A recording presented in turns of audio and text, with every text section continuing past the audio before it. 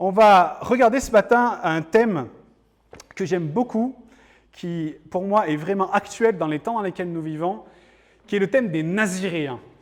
Et le titre de mon message ce matin, c'est « Les Naziréens, une nécessité pour notre temps ». On a besoin que les Naziréens se révèlent dans l'Église de Jésus-Christ et dans le monde. Alors peut-être que pour beaucoup d'entre vous, ce mot n'est pas familier, peut vous paraître bizarre. Et on va regarder ensemble un petit peu de quoi il est question. C'est un mot qui apparaît dans l'Ancien Testament 63 fois, sous différentes formes. Il y a 3 formes pour ce mot-là. Il y a soit naziréen, nazaréen ou nazirien. Mais ces 3 mots, ils veulent dire la même chose et ils découlent de 2 racines qui veulent dire elles aussi pratiquement la même chose. La première, c'est nazir, qui signifie mis à part, sanctifié, consacré pour refléter la gloire de Dieu.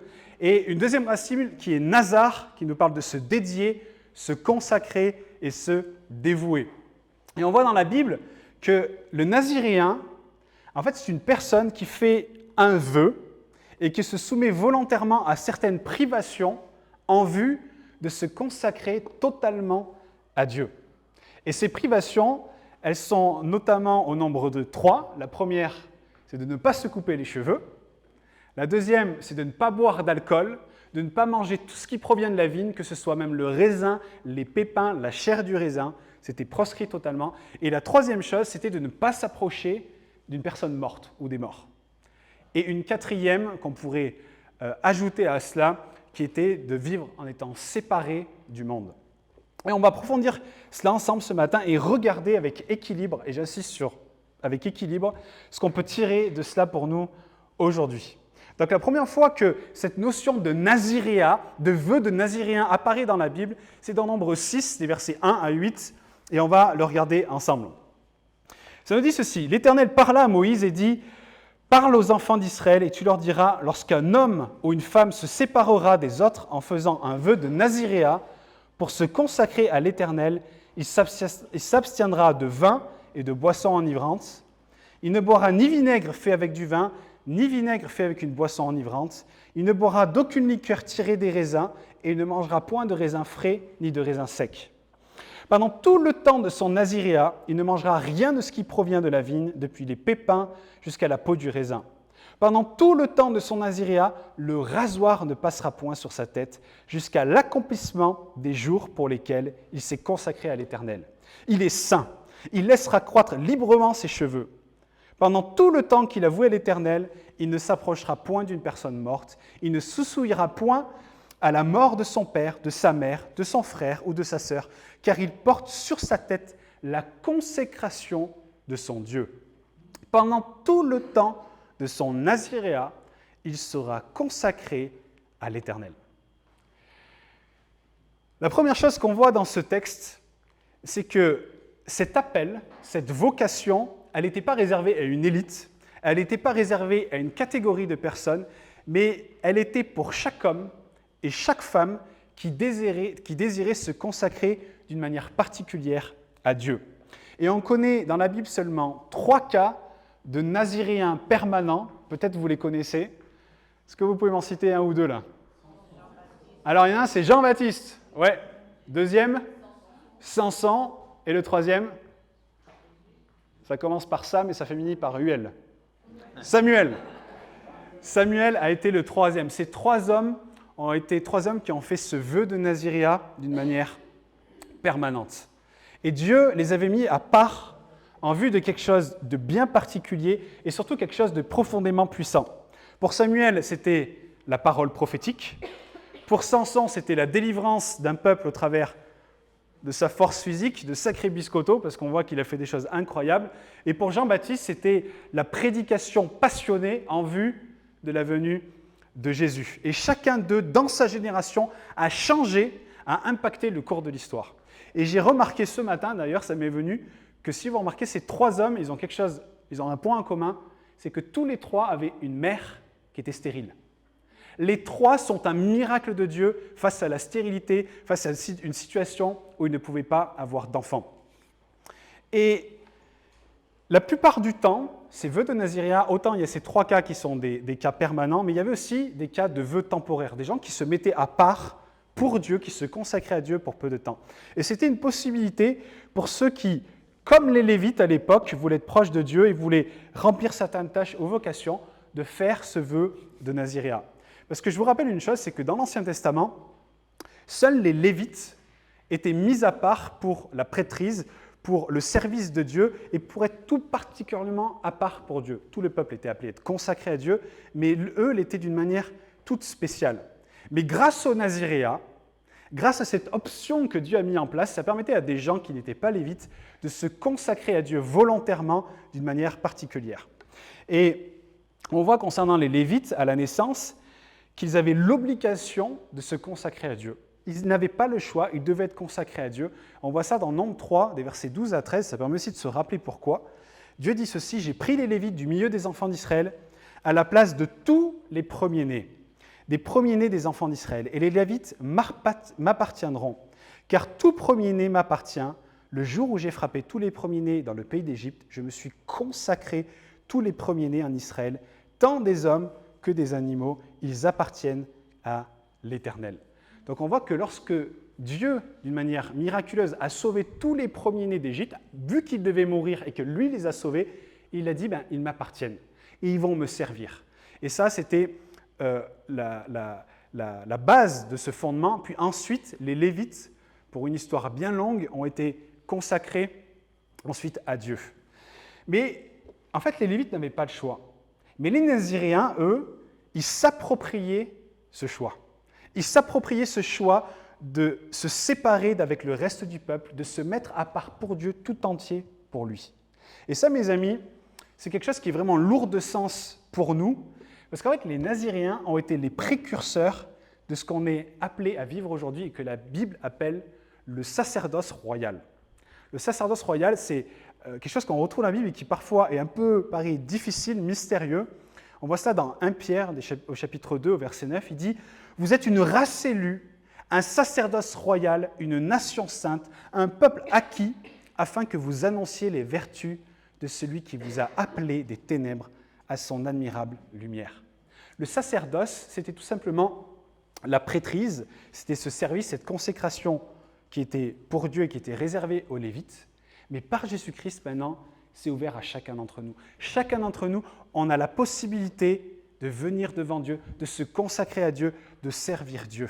Et on est désormais, comme ces Naziréens, avec cette possibilité d'être mis à part pour Dieu. Et ça nous parle de quoi ? Ça nous parle en fait d'un retour, moi je le vois vraiment ainsi, à l'adoration. Un retour à un amour passionné pour Dieu qui nous amène, comme les Naziréens, à tirer notre force en Dieu et en Dieu seul et à l'écouter pour être puissamment utilisé par lui dans cette génération. On a besoin, comme eux, d'être mis à part. Et pourquoi est-ce que je vous parle des Naziréens ce matin ? Parce que les Naziréens, on voit qu'aux heures les plus sombres de l'histoire d'Israël, quand la morale elle était au plus bas, que le peuple se détournait de Dieu, que la vérité de Dieu elle était bafouée, elle était laissée à l'abandon, eh bien, il suscitait parmi les jeunes des personnes appelées les Naziréens. Ça se passait toujours dans des moments qui étaient profondément ténébreux. Et à chaque fois, ils ont joué des rôles très importants pour contrer l'immoralité et l'hérésie environnante. On voit dans Amos 2, au verset 11, que Dieu dit ceci « J'ai suscité parmi vos fils des prophètes et parmi vos jeunes hommes des Nazaréens. N'en est-il pas ainsi, enfants d'Israël ?» C'est-à-dire que ces Naziréens, ces gens qui se consacraient tout entier à Dieu, ils faisaient résistance à l'impureté et à l'idolâtrie qui dominait à ce moment-là. Et finalement, par leur choix de vivre consacrés à Dieu, ils portaient une autorité particulière. Ils avaient une passion dévorante pour le nom de Dieu, pour l'honneur de Dieu, et à cause de cela, ils vivaient différemment. On voit que Samson, il avait été appelé à délivrer Israël de l'emprise des Philistins, et quand l'ange vient voir sa mère, il lui dit « Tu vas devenir enceinte, tu enfanteras un fils. Le rasoir ne passera point sur sa tête, parce que cet enfant sera consacré à Dieu dès le ventre de sa mère. Et ce sera lui qui commencera à délivrer Israël de la main des Philistins. » Donc on voit que Dieu a suscité des Naziréens quand la nation d'Israël traversait des crises qui étaient insurmontables. Et c'est dans de telles situations qu'il y a des gens qui se sont mis à part pour Dieu et qui ont prononcé des vœux radicaux en disant « Tout va mal dans la société dans laquelle je vis, tout est ténébreux, tout va mal peut-être même, j'ai envie de dire, même dans le peuple, et on pourrait faire ce parallèle avec l'Église, je vais venir après, mais des gens qui ont choisi de faire ce vœu radical et qui se sont mis à part pour Dieu, pour que Dieu les utilise d'une manière extraordinaire. Et moi je crois, mes amis, que ce même appel y résonne aujourd'hui. Ce même appel à la consécration, ce même appel face à l'impureté qui nous environne, il y a cet appel qui résonne pour des hommes et pour des femmes de se mettre à part pour Dieu, de vraiment se consacrer à ce sacerdoce royal, ce peuple acquis pour marcher dans la lumière de Christ et surtout faire la différence. Et moi, ce qui me frappe quand on regarde un petit peu à ces Naziréens, c'est que quand il y avait ces hommes et ces femmes qui se levaient au milieu du peuple d'Israël, c'est toujours un grand sujet de joie. Israël se réjouissait de cela parce qu'en fait, c'était le signe de la fidélité de Dieu. C'était le signe que Dieu ne les avait pas abandonnés. Et ça montrait qu'il y avait de l'espoir, qu'il y avait toujours des personnes qui étaient consacrées à Dieu et qui étaient volontaires pour faire sa volonté. Et il y avait autour des Naziréens une aura. Il y avait autour d'eux quelque chose qui émanait et qui faisait que les gens, quand ils les voyaient arriver, ils savaient que c'était des hommes et des femmes consacrés à Dieu. Je me base sur un verset dans Lamentation de Jérémie au chapitre 4, verset 7. Il nous est dit « Ces Naziréens étaient plus purs que la neige, plus blancs que le lait. Ils avaient le corps plus merveille que le corail. Leur figure était de saphir. » C'est une description un peu métaphorique qui nous est faite, mais ces hommes, il y avait quelque chose qui émanait d'eux. Je ne sais pas si vous avez déjà rencontré des hommes de Dieu ou des femmes de Dieu comme ça. Des gens qui portent une telle consécration, une telle fidélité à Dieu qu'il y a quelque chose qui en ressort. On a envie d'être auprès d'eux, on a envie d'entendre ce qu'ils ont à dire. Vous êtes avec moi là ou pas? Vous voyez de quoi je veux parler? Moi, il y a un livre que j'aime beaucoup, j'essaie de le lire une fois par an, c'est le Sadhu Sundar Singh. Il y en a qui ont déjà lu ce livre? Ah là là, qu'est-ce que j'aime ce livre. Et quand on voit cet homme, il y avait une telle consécration, un tel amour pour Dieu, mais partout où il allait, il transformait son environnement. Il était porteur, il y avait une aura autour de lui, il était rempli du Saint-Esprit. Et Dieu appelle et cherche aujourd'hui, dans les temps dans lesquels on vit, des hommes et des femmes qui sont prêts à se consacrer à lui. Et moi, quand je lis ce passage, ça m'a fait penser, quand il nous dit que leur visage était différent, ça m'a fait penser à Daniel. Je ne sais pas si vous vous souvenez de Daniel, mais quand il arrivait à Babylone, avec ses amis, ils ont dit, mais il y a une culture qui est environnante, qui est comme ça, mais nous, on ne veut pas vivre comme ça. Ils ont fait comme un type de vœu de Naziréen en disant, on ne va pas se souiller avec toute cette culture, on va rester totalement consacré à Dieu. Et on voit qu'ils ont refusé même de manger, de se souiller avec les mets du roi. Et ils ont vraiment mangé que des légumes et de l'eau. Et moi, ce qui me frappe, c'est que quand les médecins les ont examinés, ils nous ont dit que leur visage était éclatant. Ils avaient meilleure mine que ceux qui mangeaient de la viande. Et honnêtement, ça me paraît être un miracle. Moi, je suis un grand mangeur de viande. Et je me dis, ah là là, que des légumes et de l'eau, je pense que j'aurai la mine amoindrie. Mais quand c'est fait avec l'Esprit de Dieu, lorsqu'on est rempli de cette consécration pour Dieu, eh bien, il y a le miraculeux de Dieu qui vient. Et ces hommes qui avaient une moins bonne nourriture que les autres, qui avaient moins d'apports journaliers en calories et tout ça, eh bien, leur visage était rayonnant. Parce qu'il y avait cette consécration, parce qu'il y avait le miraculeux de Dieu. Et je ne sais pas si on réalise, mais à Babylone, tous ces jeunes qui avaient été déportés, il y avait une compétition qui était là. C'était un challenge, il fallait qu'ils soient les plus brillants si vous voulez être sélectionnés, si vous ne voulez pas être emmenés dans des tâches qui étaient beaucoup moins, j'ai envie de dire, nobles que celles qui ont été confiées à Daniel et à ses amis. Mais il y avait cet esprit de compétition. Mais ils n'ont pas eu peur de cela. Ils se sont consacrés à Dieu en sachant que Dieu allait intervenir. Et moi, je le crois vraiment qu'ils savaient que Dieu allait intervenir parce qu'ils ont dit « Mais tu verras, tu checkeras dans quelques jours nos visages et tu verras si on a une moins bonne mine que les autres. » Parce qu'ils savaient que la consécration à Dieu amène un résultat, amène le miraculeux de Dieu, amène cette puissance de Dieu sur nos vies. Je pense à un autre, Joseph. Joseph a été également, d'une certaine manière, aussi un Naziréen. Son nom signifie « celui qui a été mis à part ». Ça signifie « Nézir ». Et on voit que lui aussi a été mis à part. Il a déjà été mis à part de ses frères, mais il a été mis à part là aussi de l'Égypte en vue de préparer le salut pour l'Égypte.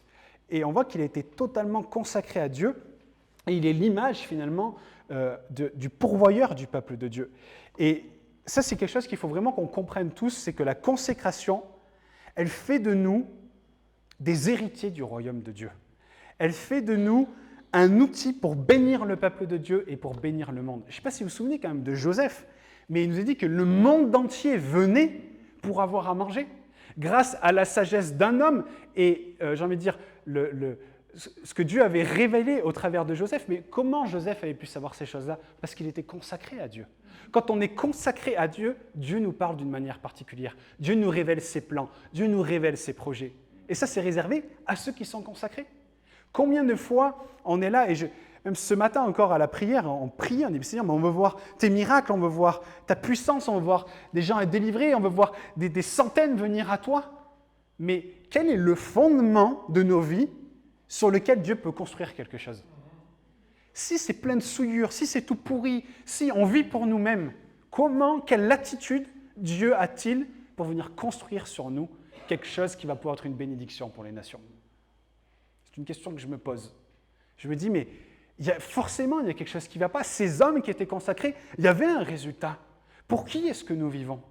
Assurément, ces hommes-là vivaient pour Dieu. Ils étaient totalement consacrés à Dieu. Et quand on est consacré à Dieu, dans tous les domaines de nos vies, même ce qui semble non spirituel, lorsqu'on passe du temps dans sa présence à le louer, à chercher sa face, à connaître sa parole, à le contempler, alors on peut être transformé. Et cette transformation miraculeuse, elle s'opère sur la simple base que nous sommes consacrés à Dieu et que nous connaissons Dieu au travers des choses que je viens de vous citer. Moi, il y a 2 passages qui me saisissent à chaque fois que je les lis. C'est le psaume 24, au verset 5, qui nous dit « Quand on tourne vers lui les regards, on est rayonnant de joie et le visage ne se couvre pas de honte. » Quand on tourne le regard vers Dieu, il y a quelque chose qui change, quelque chose qui est transformé en nous. Dans 2 Corinthiens, au chapitre 3, verset 18, il nous est dit « Nous tous qui, le visage découvert, contemplons comme dans un miroir la gloire du Seigneur, nous sommes transformés en la même image, de gloire en gloire, comme par le Seigneur l'Esprit. » C'est quand la dernière fois que vous avez été transformé à l'image de Christ, dans un temps avec lui? Quand c'est la dernière fois que nous avons contemplé la gloire de Dieu dans un temps avec lui?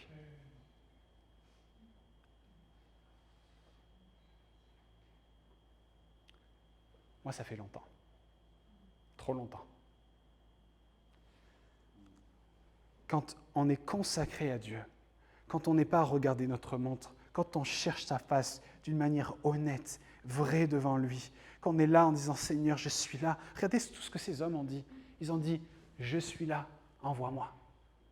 Dieu, il ne cherche pas plus que ça. Il cherche des hommes qui sont prêts juste à lui obéir et à écouter ce que lui veut. Et quand on se place dans cette attitude de manière vraie, de manière pratique, alors Dieu nous parle, alors on est transformé dans la même image, alors on voit la gloire de Dieu. Et notre appel, mes amis, c'est ça, c'est cet appel de ce sacerdoce royal, de ce peuple que Dieu s'est acquis. Tous ici, si on est là ce matin, c'est qu'on croit en Jésus-Christ. Si on croit en Jésus-Christ, c'est qu'on fait partie du peuple de Dieu. Ce peuple qui s'est acquis, lui, on lui appartient à lui.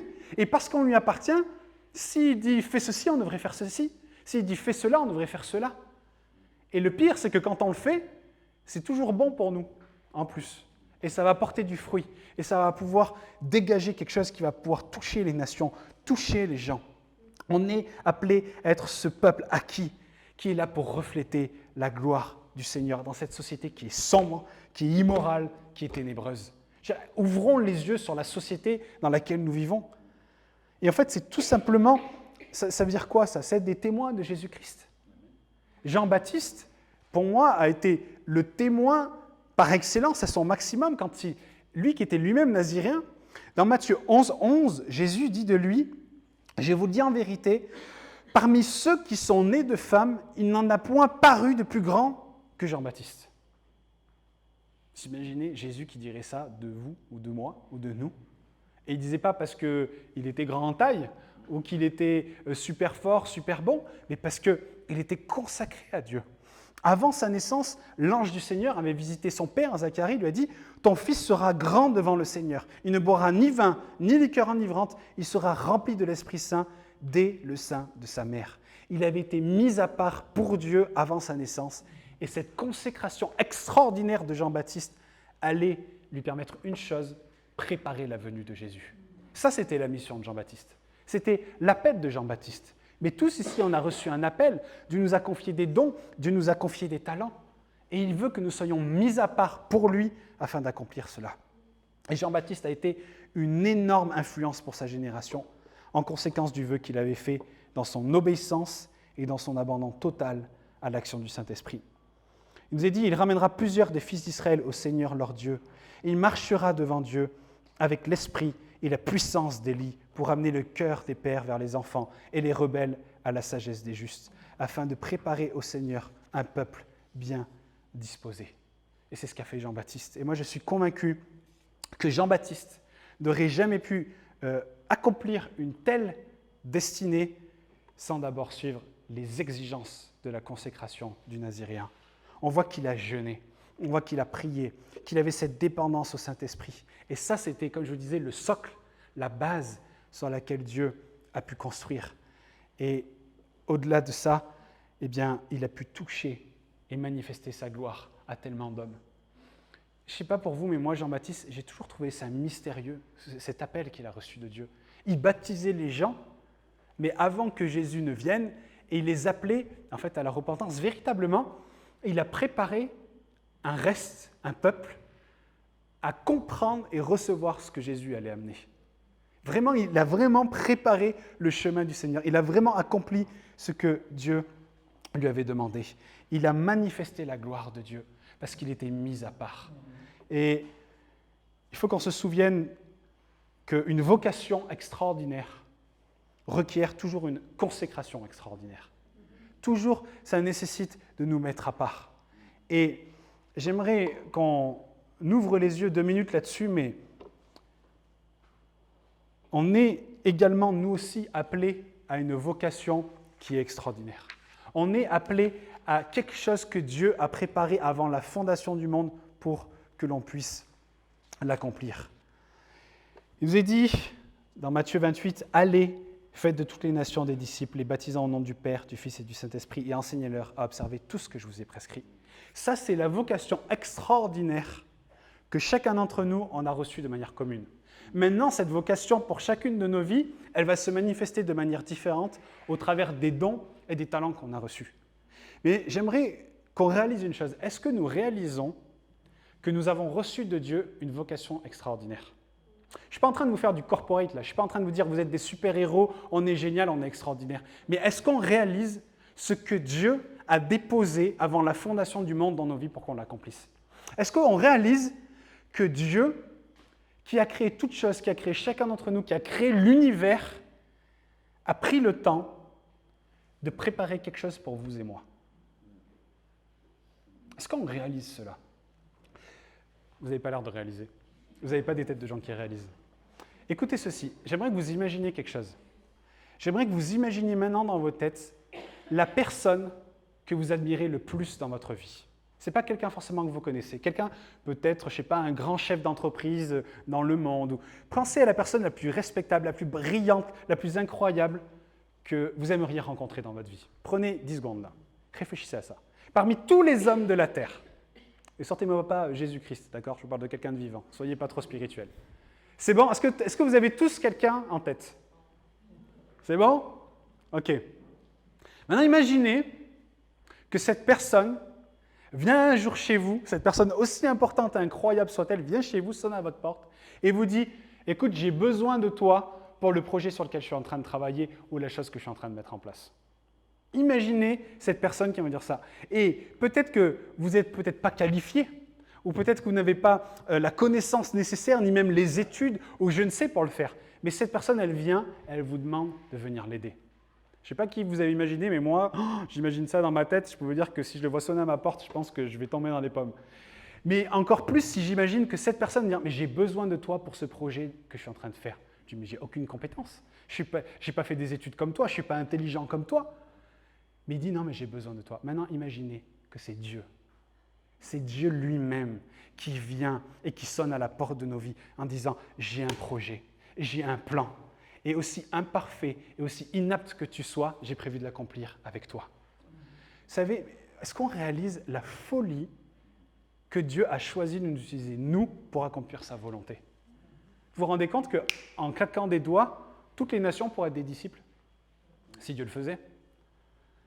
Et Dieu nous appelle à le faire, à œuvrer à ses côtés. Et ça, c'est une mission d'une ampleur qui est considérable, mais dans laquelle Dieu va nous émerveiller par sa gloire, dans laquelle il va accomplir des miracles. Et il va faire de nous des personnes d'influence. Moi, je le crois. Je crois vraiment que quand on cherche à accomplir la volonté de Dieu, lorsqu'on se met à part pour lui, qu'on dit « Seigneur, envoie-moi ce que tu veux que je fasse, je vais le faire », je vous garantis que la gloire de Dieu elle va se manifester. Je vous garantis que Dieu va confirmer les choses par sa parole. Mais pour cela, il faut qu'on soit mis à part pour lui.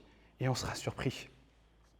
Moi, quand je vois ce que Jésus a dit à propos de Jean-Baptiste, il a dit « Jean était la lampe qui brûle et qui brille, et vous avez voulu vous réjouir 1 heure à sa lumière. » Jean, il était passionné, il était rempli de l'Esprit Saint, il dégageait une aura pour laquelle les gens venaient en foule. Les gens venaient en foule. Il y a les pharisiens qui venaient auprès de Jean. Les gens venaient en foule pour entendre son enseignement et pour être baptisés et pour se repentir de leurs péchés.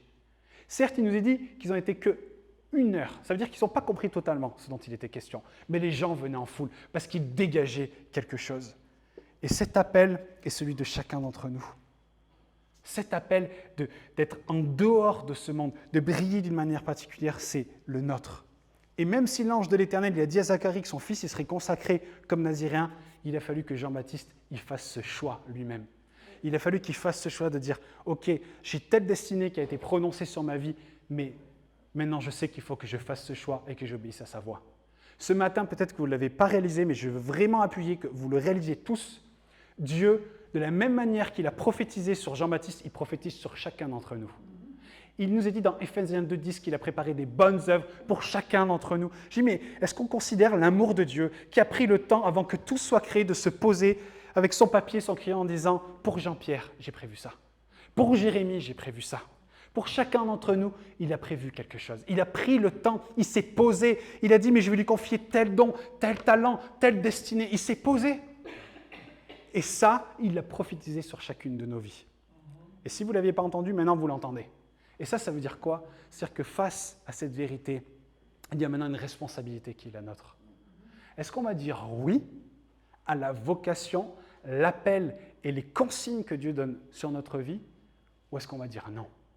À chacun d'entre nous, je vous assure, chacun il a pris le temps.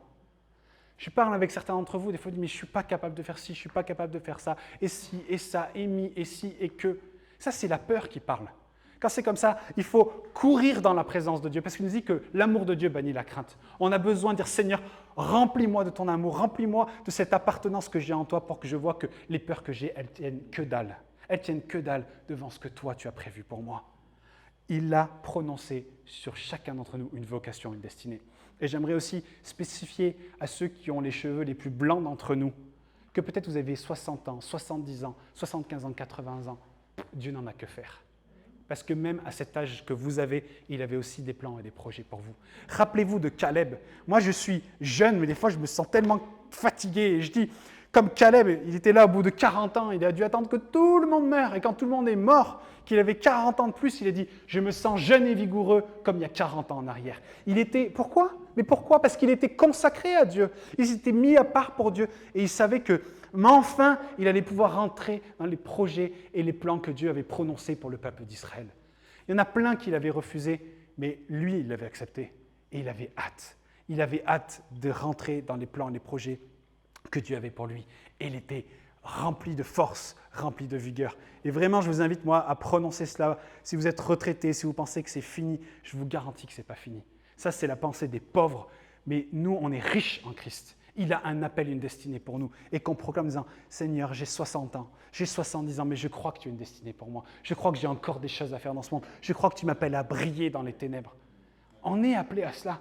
Jésus a pu le faire à 30 ans, Caleb a pu le faire à plus de 80 ans, Abraham a pu le faire à plus de 100 ans. Ce n'est pas une question d'âge et de chiffre qui a de l'importance devant Dieu. Il peut utiliser n'importe qui pour faire avancer son royaume. Et comme lui, comme Jean-Baptiste, ce choix nous appartient, comme il a appartenu à des millions de chrétiens à travers l'histoire. Et ce dont je vous parle ce matin, ce n'est pas d'arrêter de vous couper des cheveux, ce n'est pas d'arrêter de boire de l'alcool ou de ne plus vous approcher des morts ou de vivre dans le désert et manger des sauterelles. Ce n'est pas de ça dont je suis en train de parler. Ce que je vous parle, c'est de vivre pour Christ pleinement, De ne pas vivre pour Christ 2 jours sur 7. De ne pas vivre pour Christ juste à moitié, mais qu'on soit tout entier, pleinement pour lui. Je veux dire, quand on réalise les temps dans lesquels on est, je veux dire, est-ce qu'on réalise le monde qui nous entoure? Le monde dans lequel on vit? Est-ce que vous avez vu la perversité, l'immoralité qui touche le monde dans lequel on vit? Si déjà, à cette question, vous dites non, il y a un gros sérieux problème. On vit dans un monde qui est gangréné par le péché, où tous les jours, l'immoralité, elle va toujours plus loin, où le diable, il se déchaîne pour changer le mal en bien et le bien en mal, pour changer la vérité de Dieu en des mensonges. On vit dans ce monde-là, on vit dans ce monde qui est complètement amalgamé, qui est paumé. Aujourd'hui, moi je vous le dis presque tous les dimanches, mais on vit un combat pour la vérité. Tous les jours, la vérité, elle est mise à mal. Tous les jours, on doit galérer pour savoir ce qui est vrai. Encore cette semaine, j'en parlais avec Delphine, ça me rend fou. Vous vous rendez compte que même pour acheter ce qu'on mange, il y a un combat pour la vérité. On est là, on regarde nos tomates, on dit mais elles sont trucs européennes, elles sont bio, elles sont machin. En fait, on regarde et après, cette semaine, on a vu une émission, ce que je croyais être le truc tout propre, tout beau. En fait, ils balancent des pesticides, ils injectent des trucs dans les tomates. Je dis mais je te rends compte que même en essayant de savoir ce qui est vrai, j'y arrive pas. Juste, là, je vous parle de faire nos courses pour manger. C'est en arrivé là, c'est-à-dire que même ces choses aussi basiques que manger devient un challenge pour savoir ce qui est vrai de ce qui est faux. Tout est corrompu, tout est faux, tout est mensonge, tout est édulcoré. Et vous et moi, dans ce monde de mensonges et édulcorés, on est appelés à être des agents de la vérité de Christ. On est appelés à rayonner de cette vérité. Et ça, là je vous parle de la société, mais il y a une autre sphère qui est encore plus inquiétante, c'est l'Église. Comment l'Église, elle aussi, a été envahie par ce mensonge. L'Église qui a perdu, j'ai envie de dire, sa consécration, qui a perdu son amour pour la parole de Dieu. C'est ce que je priais tout à l'heure, mais est-ce qu'on se rend compte du trésor que nous avons d'avoir la parole? Vous imaginez si on n'avait pas la parole, en fait, on n'aurait aucun moyen de savoir ce qui est vrai ou de ce qui est faux. Aujourd'hui, heureusement, on ne va pas voir des hommes, on ne va pas voir des mouvements pour savoir ce qui est vrai. On ouvre la parole de Dieu. Et je vous en prie, faites-le tous les jours, faites-le même pour vérifier ce que moi je vous dis. On a besoin de la parole de Dieu. C'est elle qui est la vérité. Et ce qui est bon, c'est qu'elle ne change pas. Elle est la même, elle reste la même. Mais aujourd'hui, l'Église a abandonné ces choses-là. C'est quand je vois comment le monde vient nous étirer, comment vient nous challenger même dans notre conception de la vérité. Je me souviens quand j'étais plus jeune, mais des choses que mes parents nous interdisaient de regarder, aujourd'hui on dirait mais c'est une blague, quoi, vous ne regardiez pas ça? Parce qu'en fait, les standards ont changé et petit à petit, on se fait grignoter, j'ai envie de dire, comme ce repère, cet autel de vérité qui est en nous. Mais on est appelé à rester ferme, on est appelé à rester fondé dans la vérité, à vraiment ne pas se laisser changer. L'Église a perdu tellement. J'en parlais cette semaine à l'étude biblique, mais d'ailleurs pour les plus vieux d'entre vous, ça aura même encore plus de sens que pour moi, mais est-ce que vous réalisez qu'il y a 60 ans, 70 ans, 80 ans, même 100 ans en arrière, l'Église était un repère dans la société. C'était un repère de morale, c'était un repère de générosité, c'est un repère d'amour, c'est un repère d'entraide. Et aujourd'hui, on vit dans une société, et tout particulièrement dans notre pays, où on est tout juste toléré. On est toléré aujourd'hui. On n'est pas voulu. Autant avant, l'Église était voulue, aujourd'hui, elle est tolérée. Ce qui fait que parce qu'on est toléré, peut-être que des rassemblements comme ceux-ci deviendront de plus en plus rares. Est-ce qu'on réalise ces choses-là? C'est qu'en un claquement de doigts, tout peut s'arrêter. On coupe les réseaux sociaux, on coupe ci, on coupe ça, on coupe les rassemblements, et c'est fini. D'où l'importance à l'Église Esprit Vie de ces groupes de maison. Ces groupes de maison pour que si demain ça arrive, l'Église, elle fonctionne. On doit repenser l'Église. On doit vivre l'Église dans les temps qui sont les nôtres aujourd'hui. Et on vit dans un monde qui est gangréné et on a besoin de la vérité de Christ. On a besoin de l'Esprit de Dieu pour savoir comment vivre dans ce monde, comment se comporter, comment faire des choix face à tout ce qui nous est présenté. Jésus a dit dans Jean 9, verset 4, « Il faut que je fasse tandis qu'il est jour, les œuvres de celui qui m'a envoyé. La nuit vient où personne ne peut travailler. » Est-ce qu'on réalise que le jour diminue? Est-ce qu'on réalise en ce moment qu'on est au crépuscule et que c'est aujourd'hui que le réveil des consciences il doit avoir lieu? Et je vous parle de nous là. C'est nous, on a besoin d'avoir ce réveil qui se passe dans nos vies. Tiens, mais il est temps d'être consacrés, il est temps d'être ces Naziréens dans ce monde où l'heure est sombre. Parce que c'est exactement ce que je vous ai dit. C'était dans les heures les plus sombres que Dieu suscitait ces hommes et ces femmes. Et il cherche des hommes et des femmes aujourd'hui qui, alors que le crépuscule vient, que la nuit tombe, vont continuer d'agir pendant qu'il est encore temps. Dans ce temps où les standards de l'Église sont challengés et que les chrétiens tellement refusent de se conformer à l'Écriture, parce que le repère devient plus le monde que la Bible. Assurément, la Bible nous interpelle plus, elle nous challenge plus, parce qu'en fait, on marche à l'opposé de ce monde. Vous savez, ce chemin large, il s'élargit toujours plus. Mais le chemin étroit sur lequel on marche, pour y rester dedans, c'est compliqué. Il ne devient pas plus étroit qu'avant, mais par contre, on s'y sent de plus en plus à l'étroit. Et ça, c'est un vrai challenge. C'est vraiment une question qu'il faut se poser quand on lit la parole de Dieu, lorsqu'on regarde à Dieu, lorsqu'on est dans la présence de Dieu. Quelle transformation ces choses-là amènent dans notre vie? Est-ce qu'on est dérangé par ce que la parole de Dieu annonce? Est-ce qu'on est challengé par les enseignements qui sont donnés à l'Église, qui sont donnés sur Internet et qu'on écoute? Si aujourd'hui, vous n'êtes pas challengé par les enseignements qui sont donnés ici, j'ai envie de dire même pour ceux qui nous regardent sur Internet, si vous êtes dans des églises où vous n'êtes pas challengé, moi je vous le dis, partez. Parce que ce n'est pas normal. Aujourd'hui, quand la vérité est prononcée face à la multitude de mensonges, on est obligé d'être challengé. Si on n'est pas challengé, ça veut dire qu'on a un pied et demi dehors. Nos 2 pieds, ils doivent être dedans, ancrés dans la vérité de Christ. Parce que large est la voie qui mène au monde. Elle est ô combien accueillante, ô combien facile. Mais c'est un autre chemin sur lequel vous et moi, on est appelés à marcher. On est appelés à être consacrés à Dieu sans compromis, vivant pour lui et pas pour nous-mêmes. Et ça, moi, c'est quelque chose que je suis toujours émerveillé avec Paul. Paul avait compris cela. Et c'est quelque chose qu'on doit comprendre. On doit comprendre que la condition du chrétien, c'est la séparation d'avec le monde. Il dit dans Galates, il dit « Je suis crucifié avec Christ et je ne vis plus pour moi, mais pour Christ ». Et je ne vous parle pas d'une séparation de vivre en ermite dans les bois et de s'éloigner du monde, ce n'est pas ça. Mais c'est de vivre une séparation avec le péché, l'immoralité, les idoles de ce monde, tout en y vivant dedans. Et il est là le challenge. Il est là le challenge. Et ce que je vous dis là, c'est difficile. J'ai même envie de vous dire c'est impossible dans la consécration parfaite qui devrait être la nôtre, mais c'est possible si Dieu est avec nous.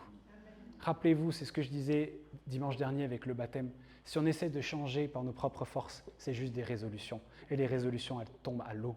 Ce qu'on a besoin, c'est de transformation. Et pour ça, on doit inviter le Saint-Esprit à nous aider et à changer.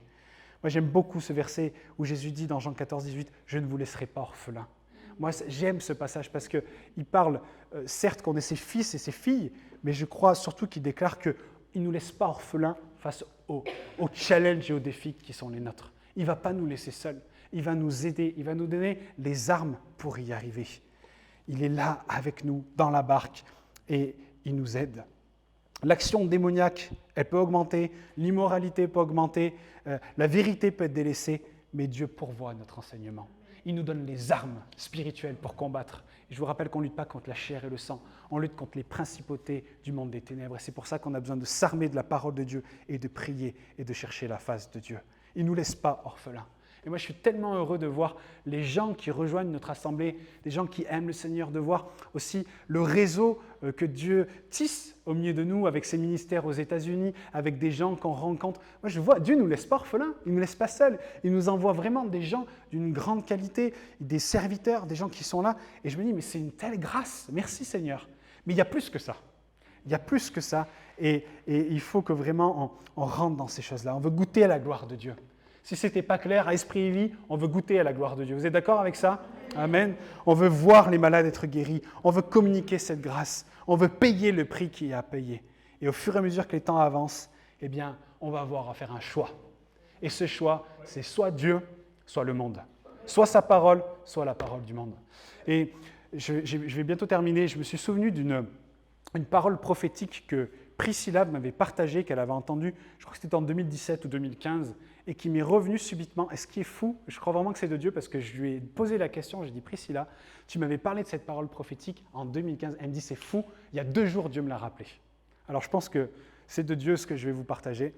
Mais il y avait un homme qui avait partagé cette parole, il voyait comme une fissure, une énorme fissure qui était en train de se passer dans le sol, et il y avait des gens de part et d'autre de la fissure. Et il y avait d'un côté les chrétiens charnels et de l'autre côté les chrétiens spirituels. D'un côté l'Église de Dieu et d'un côté l'Église mêlée au monde et à Dieu. Et il y avait cette fissure qui se passait et au fur et à mesure que la fissure apparaissait, les gens étaient comme choqués. Certains reculaient en arrière et d'autres voyaient ce qu'il y avait derrière eux, tous les gens qui avaient derrière eux, la fissure, et commençaient à sauter pour aller du bon bord, à savoir vraiment de se consacrer à Dieu. Et ce qui est très fort, c'est qu'ils voyaient qu'au fur et à mesure que les temps avançaient, cette fissure s'écartait. Et il y avait des gens qui sautaient, qui faisaient... Hop, ils se faisaient tirer par les gens pour ne pas tomber. Et je crois que vraiment, on est dans des temps comme cela. Je ne l'ai pas noté ce passage, mais je crois que c'est dans Habakkuk où il dit que vient le temps où on verra les véritables serviteurs de Dieu et les faux. Ceux qui marchent pour Dieu et ceux qui ne marchent pas pour lui. Et aujourd'hui, on est dans ces temps-là. Il y a cette fissure et cette fracture, et Dieu le permet. Dieu permet les jugements qui touchent ce monde, permet tout ce qui se passe. Et il y a comme une sonnette d'alarme. La question, c'est comment on va réagir à cette sonnette d'alarme. Est-ce qu'on veut se tenir du côté de la fissure en n'étant même pas stressé de ce qui se passe? Ou est-ce qu'on réalise les enjeux qui sont les nôtres? Et ce qui nous attend de l'autre côté? De l'autre côté, c'est l'Église glorieuse de Jésus-Christ, celle qui est appelée à briller dans le monde et dans laquelle on est appelé à briller. C'est vraiment, moi je crois vraiment, c'est ce qu'on est en train de vivre. Il y a cette fissure qui est là. Et c'est une question que Dieu nous pose à chacun d'entre nous ce matin. De quel côté vous vous tenez? Est-ce que vous êtes comme ça? Est-ce que vous êtes carrément du mauvais côté ou vous êtes du bon côté et vous avez conscience maintenant de la part qui est la vôtre? C'est vraiment important. On a tous ce choix à faire, de suivre Christ pleinement, de bâtir ce socle de consécration sur lequel il pourra agir. Et moi, j'aimerais vous dire ceci. Imaginez si aujourd'hui, chacun d'entre nous, alors qu'on entend ce message, on prend cette résolution de dire « Seigneur, je vais me consacrer à toi. Je te demande pardon, j'ai délaissé ça. Je veux me consacrer à toi, comme Jean-Baptiste, comme Samuel, comme Samson. » Plutôt comme Jean-Baptiste et Samuel, plutôt. Et dire « Mais Seigneur, je me donne tout entier pour toi. Utilise-moi. Fais de moi quelqu'un qui va influencer ma génération, qui va impacter ma génération. » Je termine là-dessus. Dans Luc 1,10, il nous est dit de Jean-Baptiste, « Or, l'enfant croissait et se fortifiait en esprit. Il demeura dans les déserts jusqu'au jour où il se présenta devant Israël. » On voit que ce temps où il a été mis à part, ça a été un temps dans lequel Dieu l'a forgé, l'a formé, où Dieu l'a épuré pour qu'il puisse l'utiliser puissamment. Il était le porteur d'une promesse qui avait été faite sur sa vie et maintenant, il allait la concrétiser. Et moi, je vous garantis qu'aujourd'hui, la France, elle attend ses Naziréens. Le monde, il attend ses Naziréens. Et malheureusement, c'est fou d'en arriver là, mais de dire que même l'Église attend ses Naziréens. Et la question, c'est est-ce que nous, on veut répondre à cet appel? Est-ce que vous êtes prêts à dire « Seigneur, je te demande pardon. Je te demande pardon parce que j'ai délaissé l'autel, j'ai délaissé la consécration. Je veux revenir à toi. Je veux bâtir une base sur laquelle tu pourras construire sur ma vie et faire de moi un homme, une femme d'influence. » Rappelez-vous, c'était pour les hommes et pour les femmes, c'était pour tout le monde, c'était pour ceux qui le décidaient, de se consacrer tout particulièrement. Comment est-ce qu'on veut vivre cette vie sur la terre? Est-ce qu'on veut la vivre pour nous? Est-ce qu'on veut la vivre pour le monde? Ou est-ce qu'on veut la vivre pour Christ? Et ça, c'est une question qui nous est posée à chacun ce matin. On va prier ensemble.